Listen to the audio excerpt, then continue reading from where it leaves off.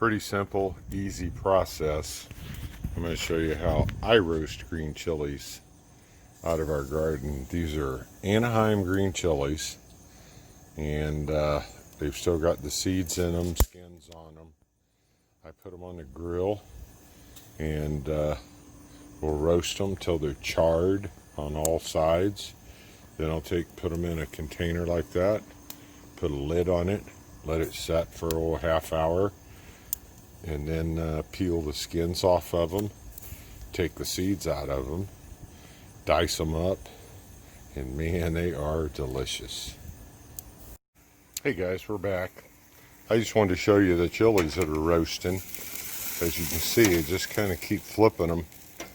That one's pretty good, so I'll take it off, put it in a container, kind of keep turning these a little bit.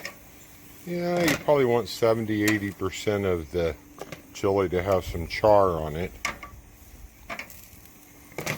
And after we put them in there and leave them all for 30 minutes or so, the skins will just peel right off. We did another video earlier, a month or two ago, I guess, that had it showed us cleaning the chilies, but it never really showed them us roasting the chilies.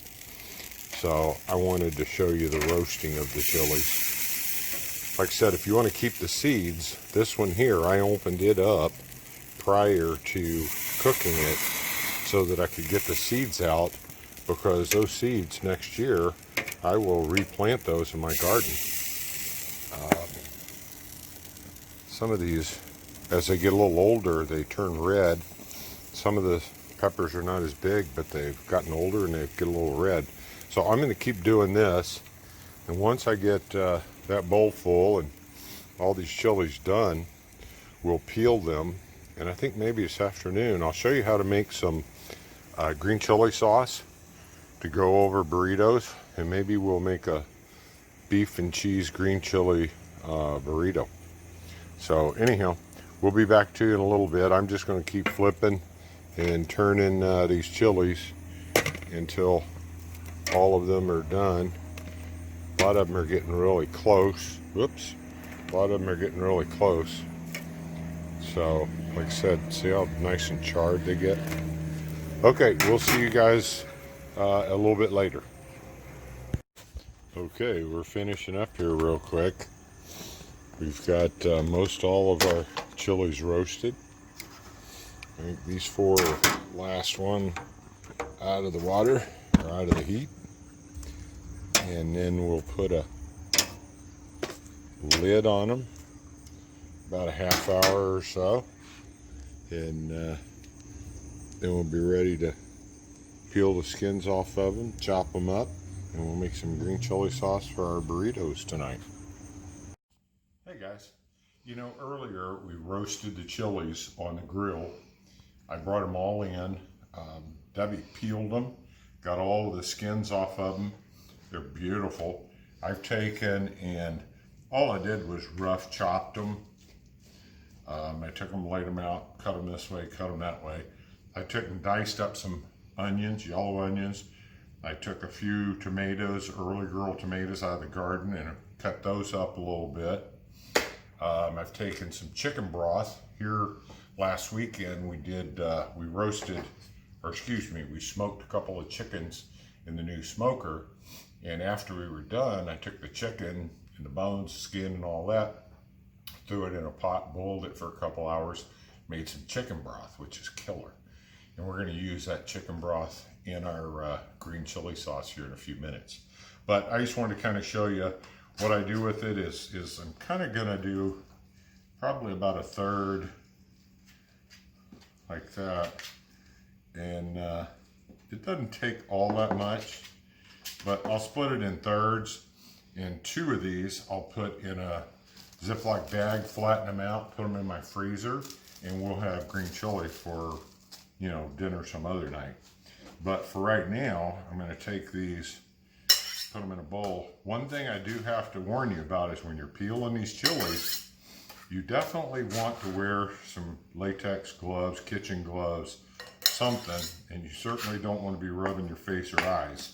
These Anaheim chilies they're from Hatch, New Mexico originally, the seeds. If you look at one of our other videos, that's what I had showed. I showed where we grew them and all of that down in our garden.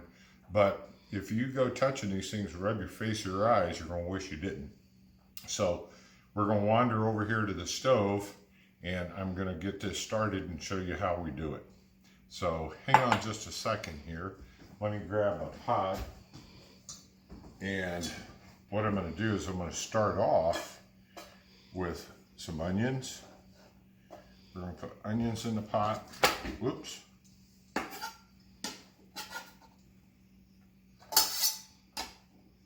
And I might as well go ahead and throw tomatoes in there too.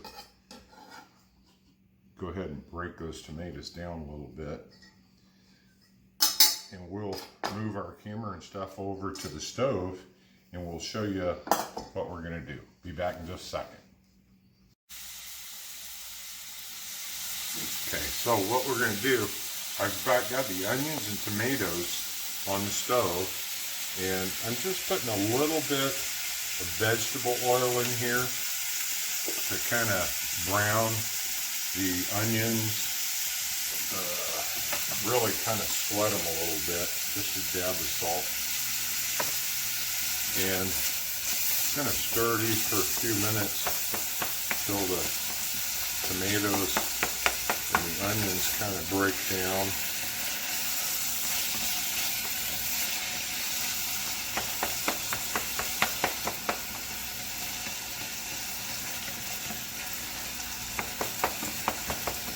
I've got this on pretty high heat.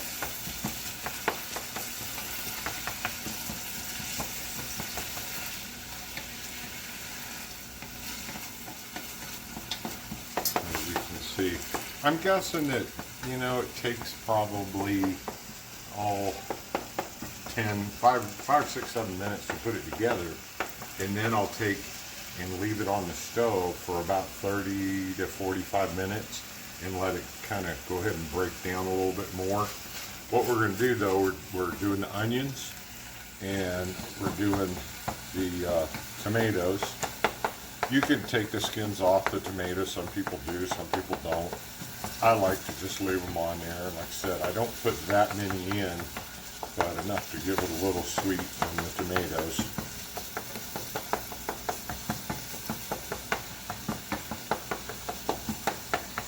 So that's probably about hot enough. Now I'm going to take some butter, liberal, about a quarter of a stick of butter, and get in there, because I'm going to add some flour to this in just a minute to kind of give it a little roux. Get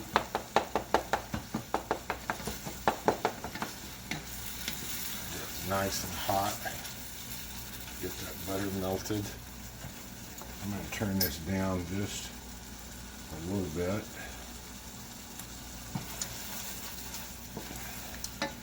Because you want to cook that flour. You don't want to burn it, but you want to cook it. So I'm just taking all-purpose flour, and this is a quarter cup. I'm going to probably use about 1/8 of a cup of flour. And this is my thickening agent. So I'm taking my flour and I'm kind of spreading it around here.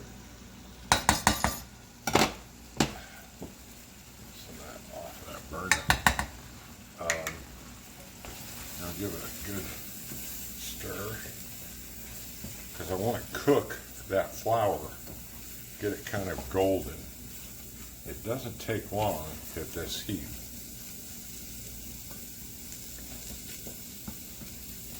I might even throw just another little tab of butter in there. Anybody that knows me knows I'm not shy about the butter.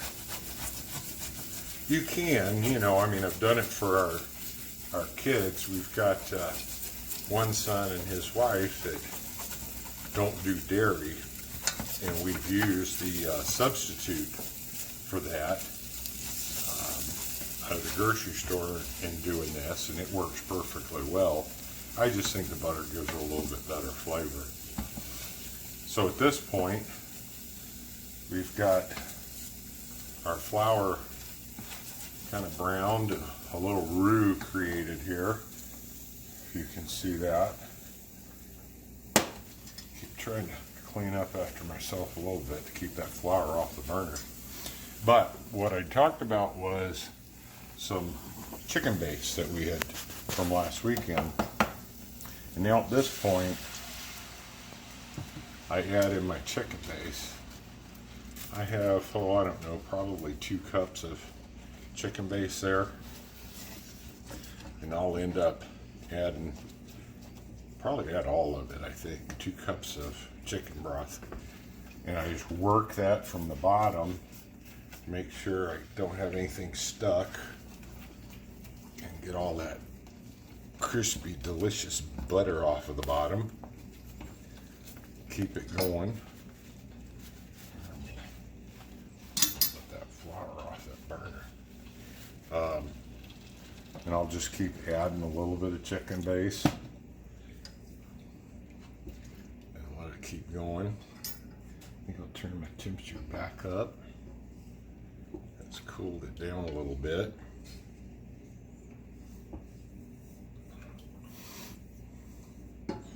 So it's probably a good time to go ahead and add my spices. And what I'm going to do, I'm going to put half a teaspoon of chili powder in it. We've already got heat from the chili, but need a little bit more, I think. And take some ground cumin, and I'll put in 1 teaspoon of ground cumin. It's probably one of my favorite things. I could probably eat cumin in everything. Give that a little bit of a stir.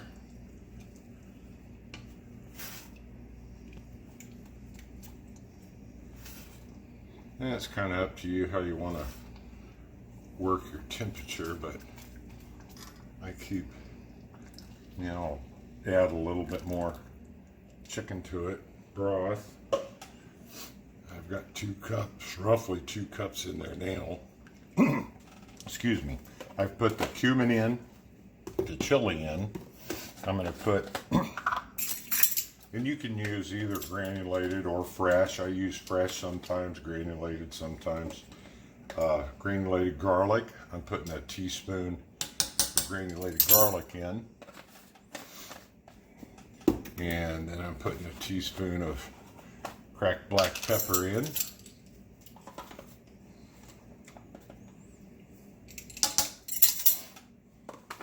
So this will not be missing flavor, that's for sure. And then I'm going to take kosher salt. And at this point, I'm going to put half a teaspoon in.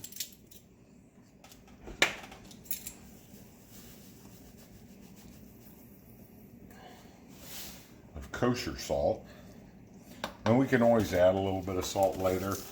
I'm just always a little careful about how much salt I put into things, but just before we decide it's done, we can always add a little more salt if we need to. So continue to stir that. Don't want it to burn. So we've put our spices in. We've put our onions in, we put our tomatoes in, and now it's time to put our final ingredient in. I continue to play with the heat up and down a little bit. So what we're doing here, we're just taking the green chili that we've diced and adding it in.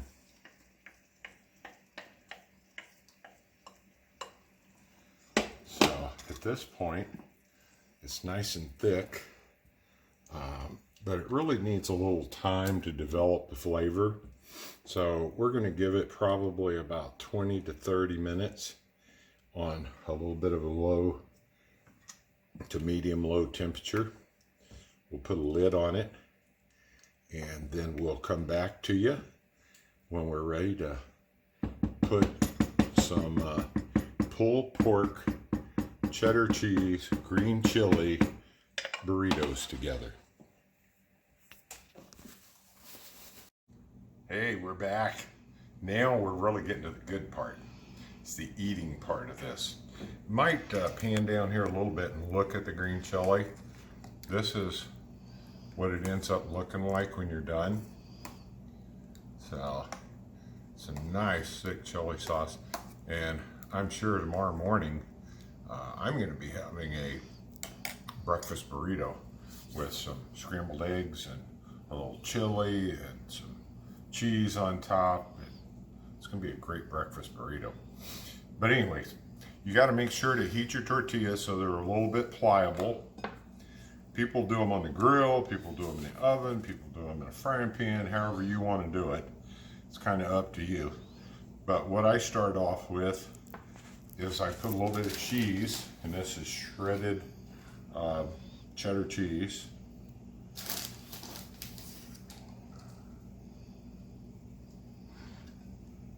And then here, oh, I don't know, 3 or 4 weeks ago, I did pulled pork and smoked it out on the smoker.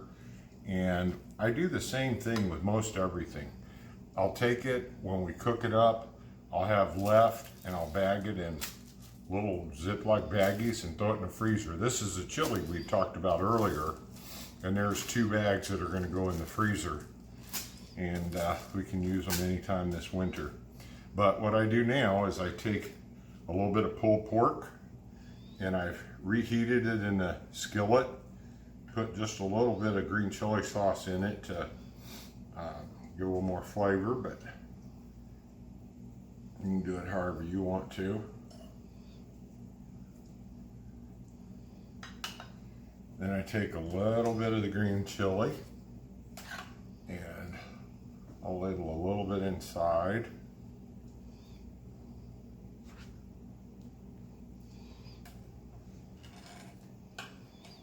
And then I'm going to take, and I'm going to roll these up. Some people like big fat burritos, and we tend to do kind of 2 small ones. I don't know why we do it, but that's why we do it, or reason, or that's what we do. Everybody kind of has their own preference. So now that we've filled the burritos, what I do with it is I take the sauce and I'll ladle green chili sauce on top.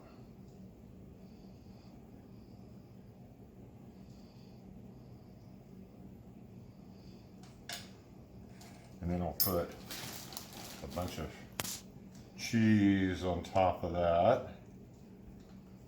And like I said, you can use imitation cheese, non-dairy cheese, to make this for somebody that can't tolerate the dairy. We do that for our kids. They seem to love it. And I'm going to take just a little bit more sauce and put it on top here. And I cooked some jasmine rice earlier. So I'm going to take a little bit of jasmine rice, put that on the side. And I cooked some black beans. Love black beans. A little onion, a little garlic, salt, pepper, and the black beans. Just got a little bit of beans, and I love the broth as well, so I put a little more broth on it. And now I'm going to take this. Now, you know, if you're at a restaurant, you can use what they call a salamander. Of course, at home, you don't have one. So some people will take it, put it under the broiler in the oven just to really get the cheese and all melted. I'm going to take and throw this in the microwave for about a minute, minute and a half, and see how this turns out. You always put my cover on, because I tell you what, that cheese will go everywhere if you don't. And then, you know, top it. Some people love to top with guacamole. Some people love to top with sour cream. Typically, we'll, and I'll show you in just a second, we'll top it with a little bit of sour cream and a little bit of either iceberg or romaine lettuce. Just shred that up real good. And it's ready to go. But the nice thing about this is it's so versatile. You can take this right here and throw potatoes, throw pulled pork in it. You know, and you've got a nice hearty green chili potato stew for the winter time. Ladle it over noodles, ladle it over rice, or just eat it as a bowl of soup. It's great. Put some pasoli in it. Oh, it makes fabulous pasoli. So, but anyhow, just one more minute, we'll have that done. I also wanted to mention to you now that if you enjoy the video, give us a thumbs up. Please subscribe, and what will happen is you'll get notified every time we post a new video. And we're putting up quite a few new videos, and we plan on doing several travel videos here in the upcoming future on iconic foods for different states. We're going to go down to Tennessee, Kentucky, Georgia, Alabama, perhaps Florida. Then we'll do some on Illinois, Missouri, and Kansas. But keep your eye out for those. So subscribe, give us a thumbs up, and share it with your friends. Let's see how our burrito's doing. A little toasty. Ooh, toasty, toasty. So everybody has their own way of topping, but I like to top with a little bit of sour cream. Take a little bit of lettuce, kind of go on the side of the plate. And there's a close-up picture of New Mexico Hatch green chili pulled pork burrito.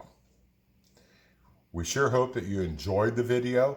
Like I said, check us out. Check us out and see the rest of our videos on Grandpa Hammer's Garden at YouTube. Thank you. You guys enjoy your meal. Let me know if you like it. Let me know how it tastes and if it turned out for you as well. We're getting ready to eat dinner. Thank you. Have a good night.